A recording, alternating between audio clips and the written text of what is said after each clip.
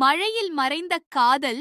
சேதுபதி ஒரு சாதாரண இளைஞன். ஆனால் அவன் உள்ளத்தில் காதலுக்கு தனி இடம் இருக்க வேண்டும் என்பதே அவனின் நோக்கம். அவன் வாழ்நாளில் ஒரு நாள் அவன் எதிர்பாராத வகையில் மழை பெய்யும் ஒரு மதிய வேளையில் அவன் காதலிக்கவிருந்த பெண் அவனது வாழ்வில் நுழைந்தாள். அவளின் பெயர் ரேவதி. அன்று இருவரும் சென்னை மெரினா கடற்கரையில் சந்தித்தனர்.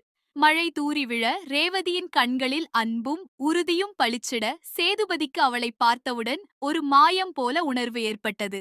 மழையில் நனைந்தால் ஜாதகம் மாறிவிடுமா என்று அவள் சிரித்துக்கொண்டே கேட்டாள்.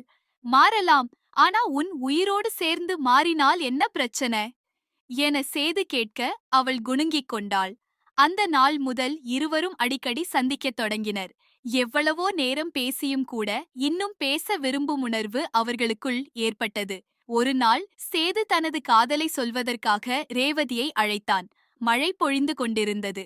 ரேவதி வந்ததும் அவன் மனதுக்குள் இருந்த வார்த்தைகளை வெளிப்படுத்தினான். நீ எங்கே போனாலும் என் இதயம் உன்னைத்தான் தேடும். நீ என் வாழ்க்கையோட முக்கியமான பகுதி. நீ எனக்கு வேண்டுமா? ரேவதி அவனை மெல்ல பார்த்தாள். பிறகு மழையில் நனைந்தபடியே அவன் கையை பிடித்தாள். மழை நனைந்து ஜாதகம் மாறலாம், ஆனா நம் காதல் எப்போதும் ஒரே மாதிரிதான் இருக்கும் என்றாள்.